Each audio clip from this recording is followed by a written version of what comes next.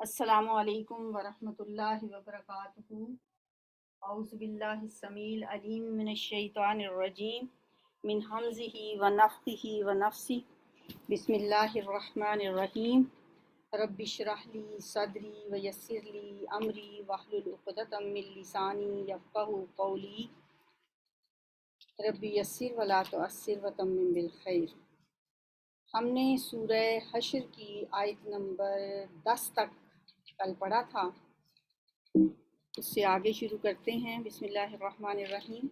آیت نمبر 10 میں ہم نے یہ پڑھا تھا کہ جو لوگ کون کون سے لوگ مال فے کے حقدار ہیں۔ اس میں یہ بھی ایک بات ہم نے پڑھی کہ وہ لوگ بھی اس کے حقدار ہوں گے مال فے کے جو بعد میں آنے والے ہیں۔ والذین جاؤ من بعدہم، پھر ان لوگوں کی دعا ایک مینشن ہوئی تھی پچھلی آیت میں کہ وہ لوگ دعا مانگتے ہیں ربنا اغفر لنا ولاخواننا الذین سبقونا بالایمان، کہ اے ہمارے رب ہمیں بھی بخش دے اور ہمارے ان سب بھائیوں کو بھی بخش دے جو ہم سے پہلے ایمان لائے ہیں، اور ہمارے دلوں میں اہل ایمان کے لیے کوئی بغض نہ رکھنا۔ اے ہمارے رب تو بڑا مہربان اور نہایت رحیم ہے۔ یہ دعا انسان کو مانگنی چاہیے۔ اس کا مطلب یہ ہے کہ انسان کبھی بھی، ایک اصول نکلتا ہے جو دینی تعلیمات ہمیں جو چیز بتاتی ہیں، کہ کوئی بھی مسلمان کسی دوسرے مسلمان کے لیے اپنے دل میں کوئی بغض نہ رکھے، اور اپنے سے پہلے گزرے ہوئے مسلمانوں کے حق میں بھی دعائیں مغفرت کرے۔ اور یہ بتایا گیا تھا پچھلی آیت پہ کہ مال فے میں سے صرف موجودہ نسلوں کا ہی حق نہیں ہے، بلکہ بعد کے آنے والے بھی اس میں اسی طرح سے حصے دار ہوں گے، اور یہ اصول ان پہ بھی لاگو ہوگا۔ اس سے آگے اب آیت نمبر 11 میں فرمایا جا رہا ہے الم تر الی الذین نافقوا، کیا آپ نے دیکھا نہیں ان لوگوں کو جنہوں نے منافقت کی روش اختیار کی؟ یعنی جو منافق تھے مدینہ کے، کیا آپ نے ان کو نہیں دیکھا؟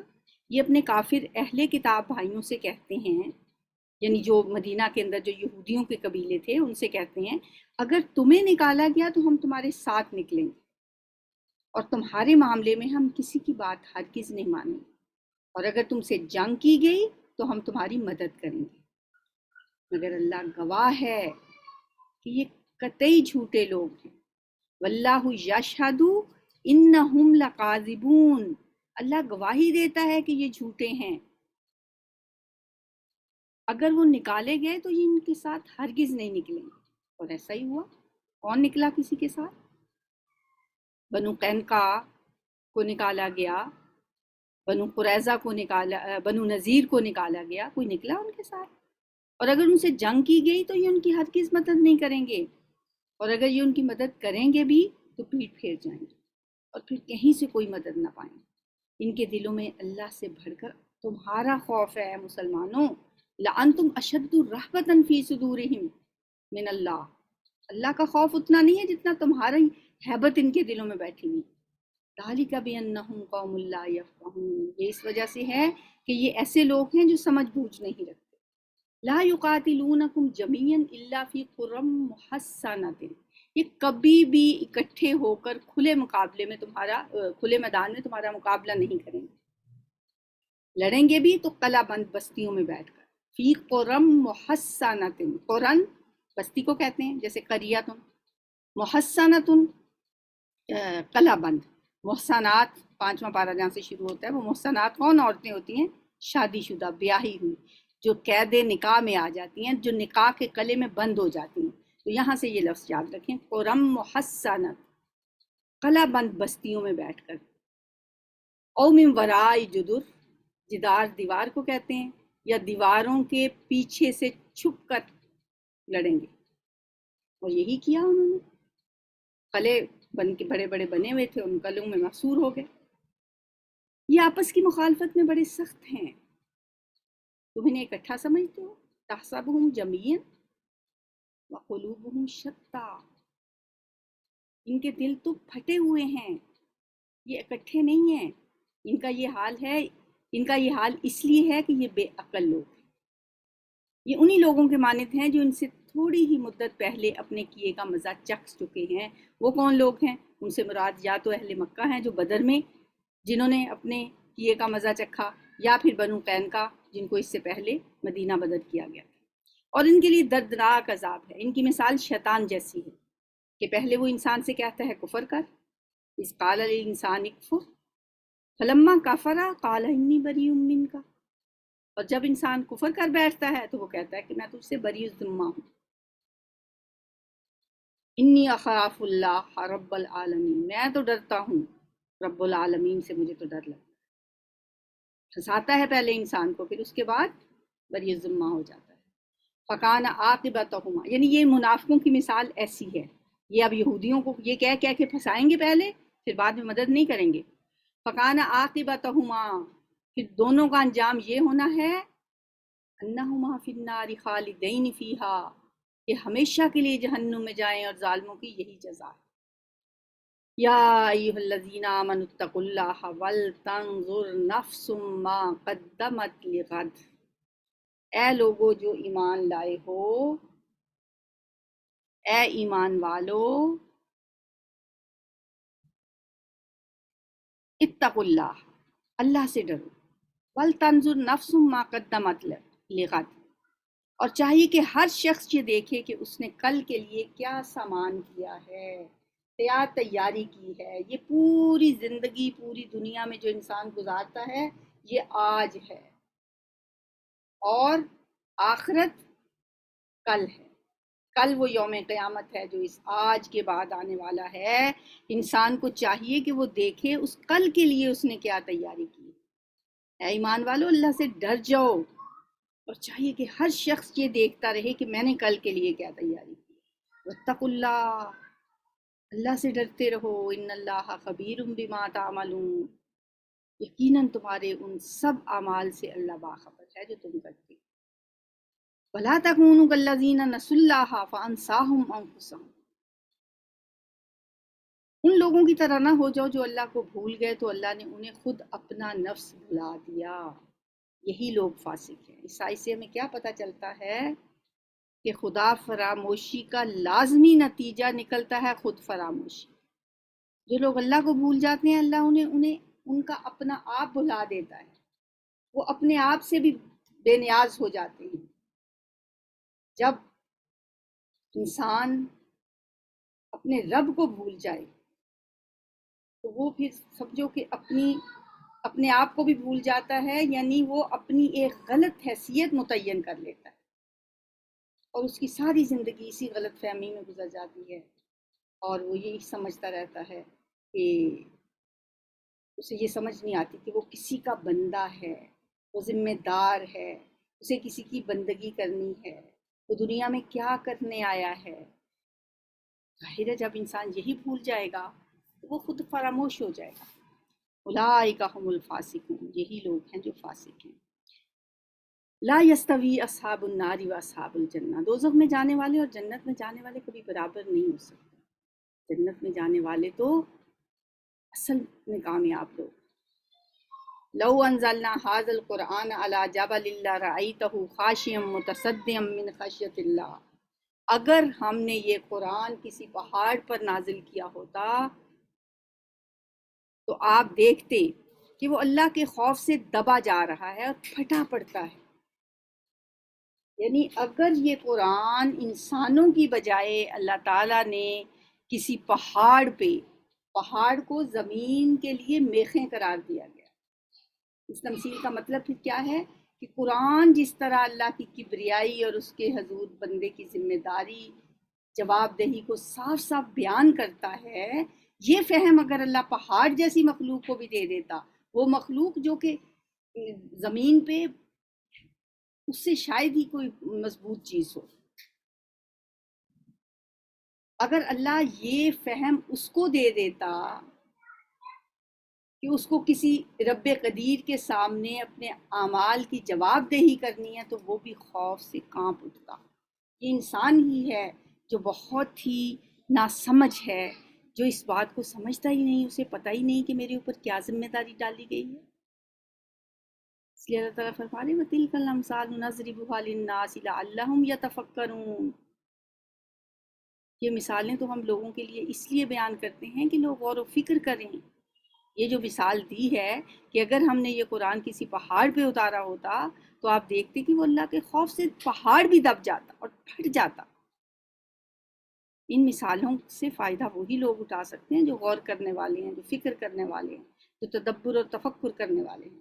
اس کے بعد جو اگلی آیات آ رہی ہیں، یہ بہت اہم آیات ہیں قرآن پاک کی۔ ان میں اللہ کے بہت سے نام، اسماء الحسنہ بیان کیے گئے ہیں۔ ہم نے سورہ حدید کا جو پہلا رکوع پڑھا تھا وہ بہت زبردست تھا اللہ کی صفات کے بارے میں، اور یہ بہت زبردست ہے اللہ کے اسماء کے بارے میں۔ تو شاید ہی کوئی اور مقام قرآن کا ایسا ہو جہاں اللہ کے اتنے اسماء اکٹھے بیان کیے گئے۔ هو اللہ الذی لا الہ الا ہو عالم الغیب والشہادہ هو الرحمن الرحیم۔ ایک تو اللہ کا ذاتی نام کہ وہ اللہ ہی ہے جس کے سوا کوئی معبود نہیں، غائب اور ظاہر ہر چیز کا جاننے والا۔ وہی رحمان اور رحیم ہے، جیسے سورہ فاتحہ میں اور بسم اللہ میں تسمیہ میں آتا ہے، اور رحمان اور رحیم یہ وہی دو نام یہاں پہ بھی آئے۔ واللہ الذی لا الہ الا ہو الملک القدوس السلام المؤمن المہیمن العزیز الجبار المتکبر۔ 8 نام آئے ہیں اکٹھے، المالک القدوس السلام المؤمن المہیمن العزیز الجبار المتکبر۔ ایک اللہ کا ذاتی نام، اس کے علاوہ وہ بادشاہ ہے، الملک نہایت مقدس، سراسر سلامتی، امن دینے والا، نگہبان، سب پر غالب، عزیز، جبار، بزور حکم نافذ کرنے والا، المتکبر، اور بڑا ہی ہو کر رہنے والا۔ سبحان اللہ عما یشرکون۔ ایسی ہستی کے مقابلے میں یہ لوگ جو شرک کرتے ہیں انہیں سمجھ لینا چاہیے کہ پاک ہے اللہ اس شرک سے جو یہ لوگ کر رہے ہیں۔ ان سے ایک ایک نام جو ہے اللہ کا وہ تقاضا کرتا ہے کہ اس پہ گھنٹوں بحث کی جائے، غور و فکر کیا جائے، اس کو محسوس کیا جائے۔ ایک جگہ پہ آتا ہے کہ للہ الاسماء الحسنہ، اللہ کے اچھے اچھے نام ہیں، اسے اس کے ان ناموں کے ساتھ پکارا۔ جب انسان اللہ کو اللہ کے اسماء الحسنہ کے ساتھ پکارتا ہے نا تو اللہ تعالیٰ اس کی دعا ضرور قبول کرتا ہے۔ تو اس لیے جب ہم اللہ کو پکارتے ہیں، دعا کرتے ہیں، تو بدل بدل کے اس کے اسماء الحسنہ سے پکارنا چاہیے، یا رحمان، یا رحیم، یا مالک القدوس، یا سلام، یا مہیمن، یا عزیز الجبار المتکبر، یا خالق، یا حی یا قیوم۔ ایک حدیث میں آتا ہے جو یا حی یا قیوم کہہ کے پکارتا ہے اس کی دعا لازماً قبول ہے۔ پاک ہے اللہ اس شرک سے جو لوگ کر رہے ہیں۔ وہ اللہ ہی ہے جو تخلیق کا منصوبہ بنانے والا اور اس کو نافذ کرنے والا اور اس کے مطابق صورت گری کرنے والا۔ اب اس آیت میں 3 اسماء الحسنہ اور ایک اللہ کا ذاتی ہے۔ خالق، باری، مصور، یہ تینوں کا تعلق تخلیق کے ساتھ ہے۔ خالق پیدا کرنے والا، بنانے والا، صورت گری کرنے والا، اور اس کے لیے بہترین نام ہیں لہ الاسماء الحسنہ، یسبح لہ ما فی السماوات والارض وہو العزیز الحکیم۔ یہ وہی آیت جو سورت کے شروع میں تھی۔ سورت کا آغاز بھی اسی بات سے ہوا، وہاں پہ سبحہ کہا گیا ماضی کے صیغے میں کہ تسبیح کی ہے، یہاں پہ تسبیح کرتی ہے اس کے لیے ہر وہ چیز جو آسمانوں میں ہے اور زمین میں ہے، وہو العزیز الحکیم، اور وہ زبردست اور حکیم ہے۔ اس کے بعد سورۃ الممتحنہ۔ سورہ ممتحنہ میں 13 آیات اور 2 رکوع ہیں، مدنی صورت ہے۔ بسم اللہ الرحمن الرحیم۔ یا ایہا الذین آمنوا لا تتخذوا عدوی وعدوکم اولیاء تلقون الیہم بالمودۃ۔ اے لوگو جو ایمان لائے ہو، اگر تم میری راہ میں جہاد کرنے کے لیے اور میری رضا جوئی کی خاطر وطن چھوڑ کر گھروں سے نکلے ہو تو میرے اور اپنے دشمنوں کو دوست نہ بناؤ۔ یہ صورت اس لیے بھی اہم ہے بچوں کے لیے، خاص طور پہ جو میٹرک میں بچے پڑھتے ہیں، کہ ان کے یہ سلیبس میں شامل ہے۔ اس کو بہت اچھی طرح سے سمجھ لینا چاہیے۔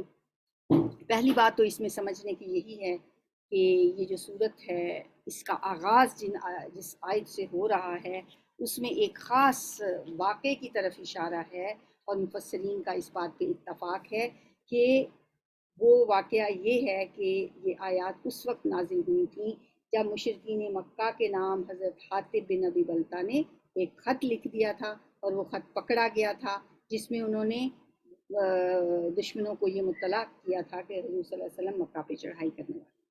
ابو سفیان کے نام خط لکھا تھا، سارا نامی ایک عورت جو مکہ سے آئی ہوئی تھی، کوئی مغنیہ تھی، گانا گانے والی تھی، اس کو جاتے ہوئے حضرت حاطب بن ابی بلتہ نے ایک خط دے دیا، اس نے اپنے جوڑے میں اس خط کو چھپا لیا اور چھپا کے نکل بھی گئی۔ پھر بعد میں اللہ تعالیٰ نے وحی کے ذریعے آپ کو بتایا اور آپ نے کچھ صحابہ کو بھیجا، وہ اس سے خط پکڑ کے لے کے آئے اور اس کو بھی لے کے آئے۔ جب پوچھا گیا تو اس نے بتایا کہ حضرت حاطب نے بتایا۔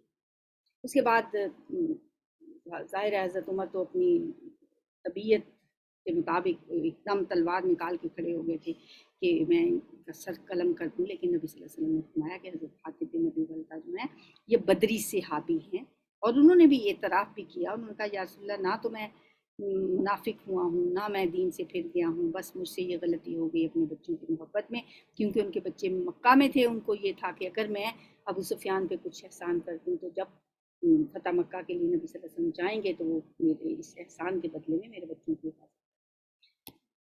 بہرحال یہ وہ بات ہے جس کے پس منظر میں یہ آیات نازل ہوئی ہیں، جس میں اللہ تعالیٰ فرما رہے ہیں کہ تم اب ظاہر ہے اس باتوں کے بعد اگر اب آپ ان آیات کو پڑھیں گے تو آپ کو زیادہ سمجھ آئے گی کہ اللہ تعالیٰ فرما رہے ہیں میرے اور اپنے دشمنوں کو دوست نہ بناؤ، لا تتخذوا عدوی وعدوکم اولیاء، تم ان کے ساتھ دوستی کی پینگیں بڑھا رہے ہو، دوستی کی طرح ڈالتے ہو، حالانکہ جو وہ لوگ حق جو تمہارے پاس آیا ہے اس کو ماننے سے وہ انکار کر چکے ہیں، اور ان کا طریقہ یہ ہے کہ رسول کو اور خود تم کو صرف اس قصور میں انہوں نے جلا وطن کرتے رہے ہیں کہ تم اپنے رب اللہ پر ایمان لائے ہو، تم چھپا کر ان کو دوستی کے پیغام بھیجتے ہو، حالانکہ جو کچھ تم چھپا کر کرتے ہو اور جو اعلانیہ کرتے ہو ہر چیز کو میں خوب جانتا ہوں۔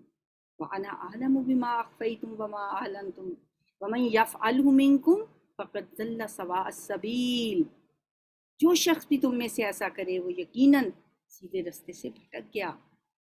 إِن يَثْقَفُوكُمْ يَكُونُوا لَكُمْ أَعْدَاءً وَيَبْسُطُوا إِلَيْكُمْ أَيْدِيَهُمْ وَأَلْسِنَتَهُمْ بِالسُّوءِ وَوَدُّوا لَوْ تَكْفُرُونَ، دشمنوں کو دوست نہ بناؤ، تم ان کے ساتھ دوستی کی طرح ڈالتے ہو، حالانکہ جو حق تمہارے پاس آیا اس کو ماننے سے وہ انکار کر چکے ہیں۔ اچھا، یہاں یہ دوبارہ سے یہ ترجمہ آ گیا ہے، اصل میں اس کا ترجمہ یہاں سے شروع ہوتا ہے، جو شخص بھی تم میں سے ایسا کرے گا، بلکہ یہ بھی نہیں ہے، اس سے آگے اس کا ترجمہ ہے إِن يَثْقَفُوكُمْ يَكُونُوا لَكُمْ أَعْدَاءً وَيَبْسُطُوا إِلَيْكُمْ أَيْدِيَهُمْ وَأَلْسِنَتَهُمْ،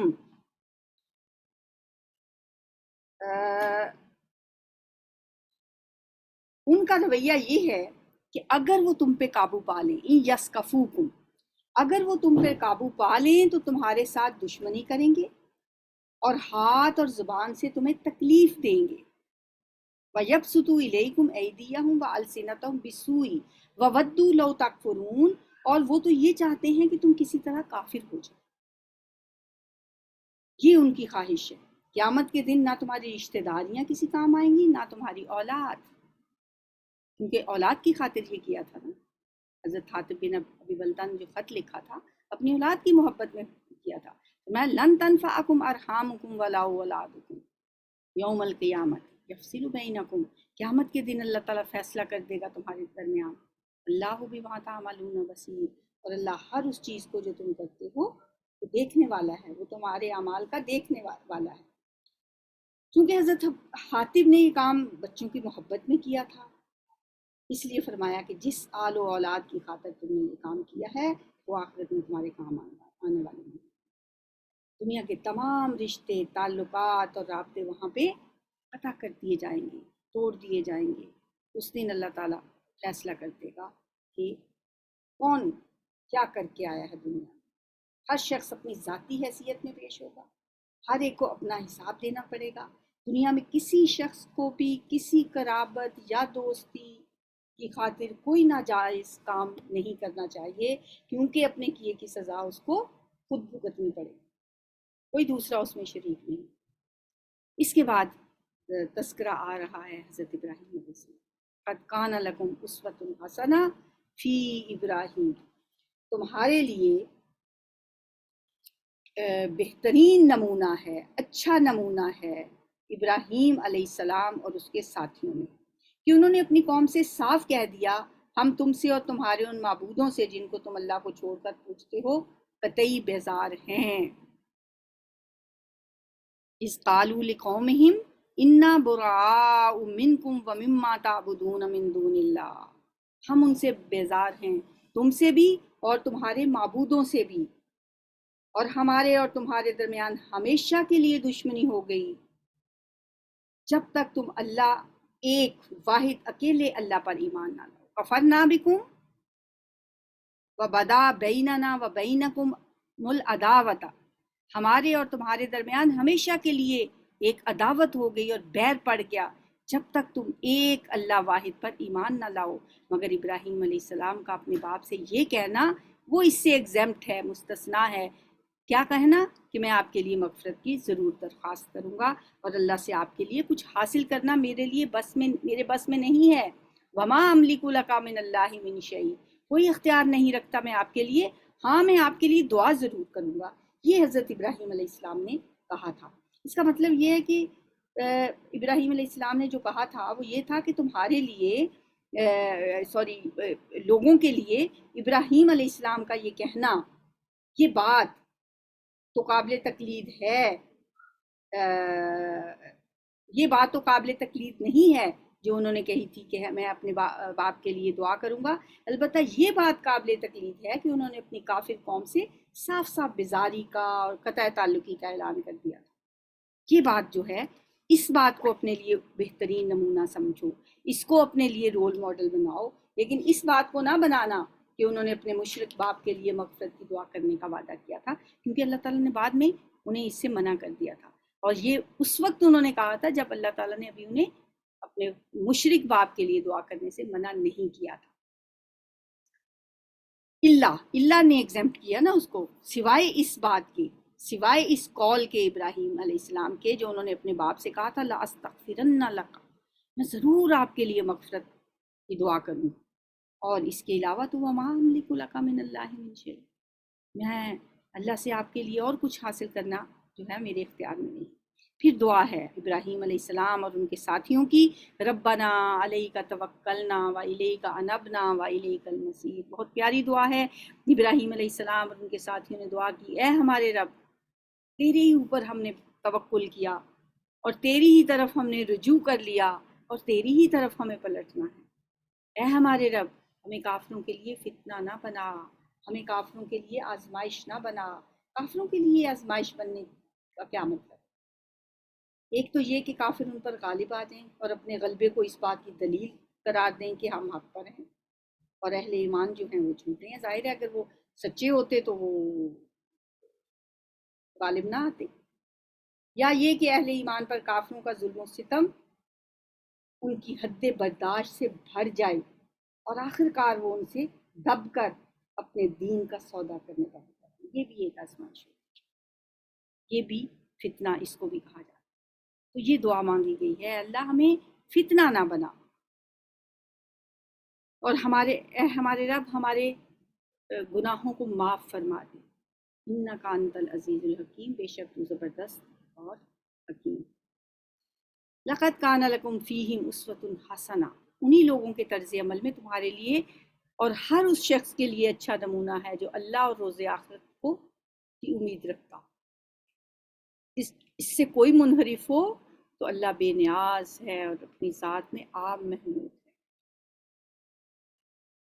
یعنی جو کوئی منہ موڑے اس سے، وَمَن يَتَوَلَّ، اللہ کو کیا پرواہ، فَإِنَّ اللَّهَ هُوَ الْغَنِيُّ الْحَمِيدُ، وہ بے نیاز ہے، تعریف کے قابل ہے۔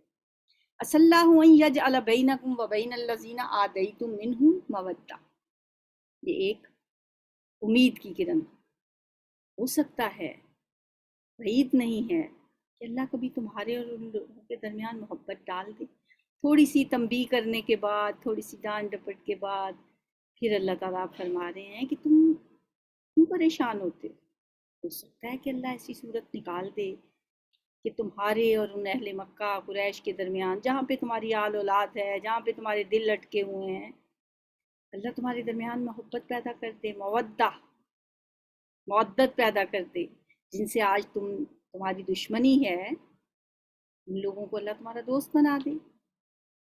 اللہ قدیر، اللہ بڑی قدرت والا ہے، اللہ غفور الرحیم، اور وہ غفور الرحیم ہے۔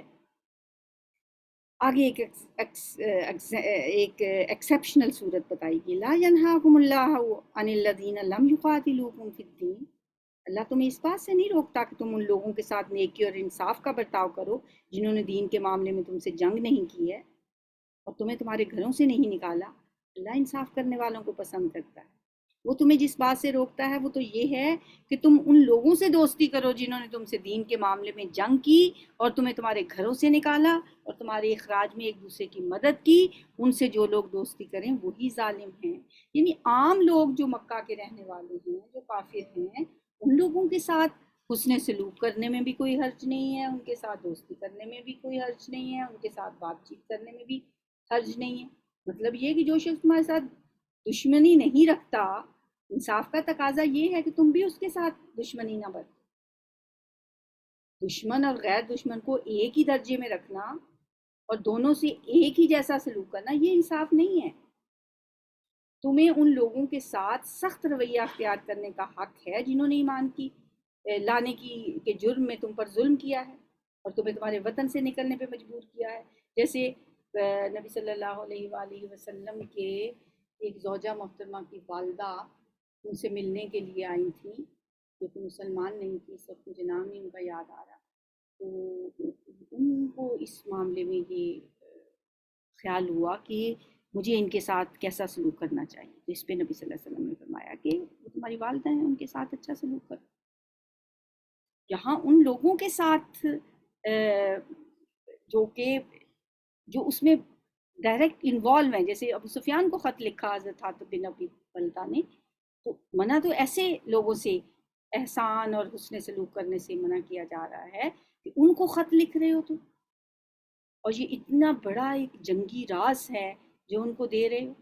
بہرحال نبی صلی اللہ علیہ وآلہ وسلم نے فرمایا کہ حضرت حاتب بن ابی بلتہ بدری صحابی ہیں اور اللہ تعالیٰ نے بدر کے تمام جو شامل ہونے والے تھے بدر میں، ان سب کے گناہ اگلے پچھلے معاف کر دیے ہیں۔ اللہ تعالیٰ نے بھی بعد میں فرما دیا کہ اللہ تعالیٰ معاف کرنے والا ہے، اللہ تعالیٰ نے معاف کر دیا۔ اے لوگو جو ایمان لائے ہو، جب مومن عورتیں ہجرت کر کے تمہارے پاس آئیں تو ان کے مومن ہونے کی جانچ پڑتال کر لو، اور ان کے ایمان کی حقیقت کو تو اللہ ہی بہتر جانتا ہے۔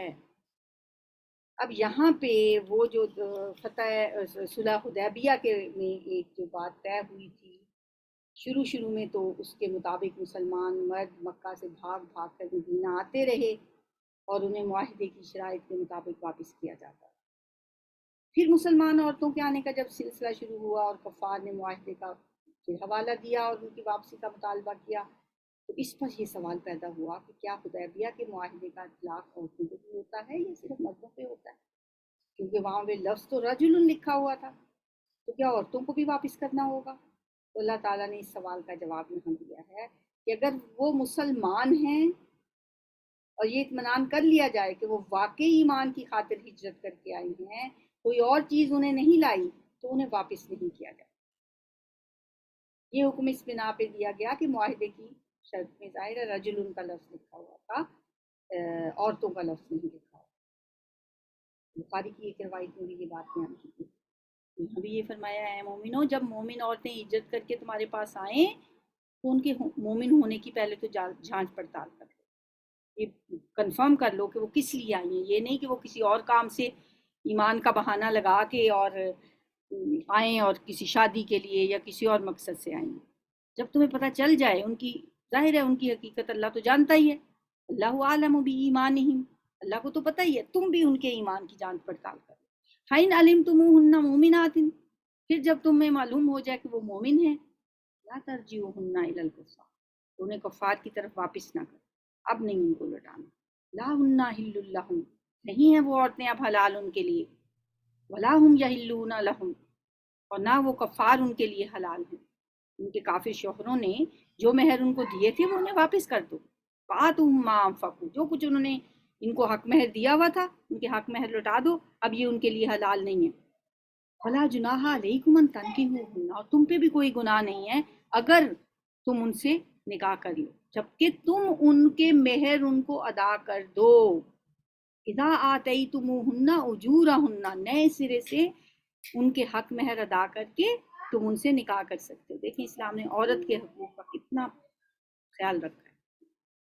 جو حق مہر کافر شوہروں نے ان کو دیے تھے وہ تو تم ان کو لوٹا دو، واپس کرو ان کے، اور ان عورتوں کو نئے سرے سے حق مہر دے کے ان کے نکاح کرو. یہ نہیں کہا کہ یہ تو حق مہر پہلے لے چکی ہیں، وہ نکاح اگر ٹوٹ گیا تو کوئی بات نہیں، اب مسلمان ان سے نکاح کر لیں اور وہ ان کے سابقہ شوہروں کو وہ پیسے لوٹا دیں. ان کو دینے کی بجائے ان کو دے دیں، نہیں ان کو تو دینے ہی ہیں، ان کو بھی نئے سرے سے حق مہر دے کے ان کے ساتھ نکاح کر لیں. اور ساتھ شرط کیا رکھی؟ اذا آتیتموہن اجورہن، جبکہ تم ان کے مہر ان کو ادا کر دو، عورتوں کو نئے سرے سے مہر دے دو. یعنی مطلب یہ کیا ہے کہ ان کے کافر شوہروں کو ان کے جو مہر واپس کیے جائیں گے وہی ان عورتوں کے مہر شمار نہیں ہوں گے، بلکہ اب جو مسلمان بھی جو بھی مسلمان ان سے کسی ایسی عورت سے نکاح کرنا چاہے گا وہ اس کا مہر نئے سرے سے ادا کرے. اور تم خود بھی کافر عورتوں کو اپنے نکاح میں نہ روکے رکھو. اب یہاں سے ایک نیا قانون بھی آ گیا کہ اگر اب تک تو مسلمان جو ہو گئے تھے، بیویاں اگر مسلمان نہیں ہوئی تھی تو چل رہا تھا اسی طرح سے، اب یہ حکم بھی آ گیا ولا تمسکوا بعصم الکوافر، اب ان کافر بیویوں کو اپنے پاس نہ رکھو. اب تم یہ سوچو گے کہ ہم نے بھی ان کو بڑا مال دیا ہوا ہے، واسألوا ما انفقتم، تم بھی مانگ لو، واپس مانگ لو. اور جو مہر کافروں نے اپنی مسلمان بیویوں کو دیے تھے انہیں بھی وہ واپس مانگ لیں. یعنی یہ سوچ کے نہ ان کو رکھے رکھو کہ ہم نے تو ان کو اتنا حق مہر دیا ہوا ہے. واسألوا ما انفقتم، تم بھی مانگ لو جو تم نے خرچ کیا ہے، ولیسألوا ما انفقوا، وہ بھی مانگ لیں جو انہوں نے خرچ کیا ہے. ذالکم حکم اللہ، یہ اللہ کا حکم ہے، یحکم بینکم واللہ علیم حکیم، وہ تمہارے درمیان فیصلہ کرتا ہے، وہ علیم اور حکیم ہے. وَإِنْ فَاتَكُمْ شَيْءٌ مِّنْ أَزْوَاجِهِمْ، اور اگر تمہاری کافر بیویوں کے مہروں میں سے کچھ تمہیں کفار سے واپس نہ ملے، اب تم کہو گے کہ وہ تو نہیں دیں گے واپس، بیوی میری کافر ہے وہ اب واپس جا رہی ہے، حق مہر تو مجھے واپس نہیں مل رہا، پھر کیا کرنا ہے؟ میں پھر تمہاری نوبت آئے تو جن لوگوں کی بیویاں ادھر رہ گئی ہیں ان کو اتنی رقم ادا کر دو جو ان کے دیے ہوئے مہروں کے برابر ہو. یعنی نوبت آئے کا مطلب یہ ہے کہ اللہ نے تمہیں کوئی مال غنیمت دیا اور تمہارے پاس اتنے پیسے اس میں بیت المال میں آئے، تو جن لوگوں کی بیویاں کافر تھیں وہ ان کو ظاہر ہے ان سے واپس ان کو حق مہر ان کو نہیں ملا تو ان کو وہاں سے ادا کر دیا جائے جو ان کے دیے ہوئے مہروں کے برابر ہو، مثل ما انفقو. لیکن یہاں بھی کہا واتقوا اللہ، اللہ سے ڈرتے رہو، الذی انتم بہ مؤمنون، جس پہ تم ایمان لائے ہو. یہاں اب ڈنڈیاں نہ مارنے لگنا کہ میں نے تو اتنا دیا تھا مجھے اتنا ملنا چاہیے، جیسے یہاں نہیں لوگ کرتے جب کوئی زلزلہ آتا ہے، کوئی سیلاب آتا ہے، کسی کا تھوڑا سا بھی نقصان ہوتا ہے تو وہ بڑے بڑے لمبے لمبے بیان دیتے ہیں اور لسٹیں بنا کے دیتے ہیں کہ ہمارا اتنا نقصان ہو گیا اتنا نقصان ہو گیا. ایسے نہ کرنا، واتقوا اللہ، اللہ سے ڈرتے رہنا. میرا خیال ہے یہ مشکل کانسیپٹ تھا، آپ کو سمجھ آ گیا ہوگا. اے لوگ، اے نبی صلی اللہ علیہ وآلہ وسلم، جب تمہارے پاس مومن عورتیں بیعت کرنے کے لیے آئیں اور اس بات کا عہد کریں کہ وہ اللہ کے ساتھ کسی کو شریک نہ کریں گی، چوری نہ کریں گی، زنا نہ کریں گی، اپنی اولاد کو قتل نہیں کریں گی، اپنے ہاتھ پاؤں کے آگے کوئی بہتان کھڑ کر نہ لائیں گی، اور کسی امر معروف میں تمہاری نافرمانی نہ کریں گی، تو ان سے بیعت لے لو اور ان کے حق میں اللہ سے دعا کرو مغفرت کی، یقیناً اللہ تعالیٰ معاف کرنے والا اور رحم کرنے والا ہے. اب یہاں جو بہتان کی بات ہے اس میں، عورتوں کی جو بیعت لینے کی بات ہے، تو یہ بہتان کا مطلب تو یہ ہے، دو طرح کا بہتان ہوتا ہے. ایک یہ کہ کوئی عورت دوسری عورت پر غیر مردوں سے ملنے کا کوئی تہمت لگا اور پھر لوگوں میں یہ بات پھیلاتی تھی. اور دوسرا یہ کہ ایک عورت یہ اپنے شوہر کو یقین دلائے کہ یہ بچہ میرا ہے اور وہ بچہ اس کا نہ ہو. یہ بھی ایک بہتان. اب یہ جو آیت نازل ہوئی ہے نا، یہ فتح مکہ سے کچھ عرصہ پہلے نازل ہوئی. اس کے بعد جب مکہ فتح ہوا تو قریش کے لوگ نبی صلی اللہ علیہ وسلم سے بیعت کرنے کے لیے آنے لگے. تو آپ نے مردوں سے تو بیعت لی، خود آپ نے کوہ صفا پہ، اور حضرت عمر کو اپنی طرف سے مامور کیا کہ وہ عورتوں سے بیعت لیں اور ان باتوں کا اقرار کرائیں جو اس آیت میں اللہ نے بیان کی. یہ ساری باتیں جو ہیں، ان باتوں پہ عورتوں سے حضرت عمر نبی صلی اللہ علیہ وسلم کے نمائندے کی حیثیت سے ان عورتوں سے بیعت لیں. یہاں حکم دیا گیا ہے نبی صلی اللہ علیہ وسلم جب آئیں آپ کے پاس مومن عورتیں، وہ بیعت کریں آپ سے ان باتوں پہ، تو آپ ان سے بیعت کر لیں. جب مکہ فتح ہو گیا تو مسلمان عورتیں جو دھڑا دھڑ مسلمان ہو رہی تھیں، مرد بھی ہو رہے تھے، پھر ان سے اس طرح سے بیعت لی گئی. پھر اس کے بعد جب آپ مدینہ واپس آ گئے تو آپ نے ایک مکان میں انصار کی ساری عورتوں کو جمع کیا اور حضرت عمر کو پھر ان سے بیعت لینے کے لیے بھیجا. یعنی حضرت عمر حضور صلی اللہ علیہ وسلم کے نمائندے کی حیثیت سے ان سے بیعت لے رہے. یا ایھا الذین آمنوا لا تتولوا قوما غضب اللہ علیہم قد یئسوا من الآخرۃ کما یئس الکفار من اصحاب القبور. اے ایمان والو، ان لوگوں کو دوست نہ بناؤ جن پر اللہ نے غضب فرمایا ہے، جو آخرت سے اسی طرح مایوس ہیں جس طرح قبروں میں پڑے ہوئے کافر مایوس ہیں. یعنی ان لوگوں کو دوست نہ بناؤ جن پر اللہ نے غضب کیا ہے. کافروں کو دوست نہ بناؤ. آخر میں وہی بات جو شروع میں کی گئی تھی، کیونکہ کافر تو آخرت میں دوبارہ جی اٹھنے پہ ایسے ہی مایوس ہو گئے ہیں جس طرح سے قبروں میں پڑے ہوئے کافر مایوس ہیں. تو بات یہ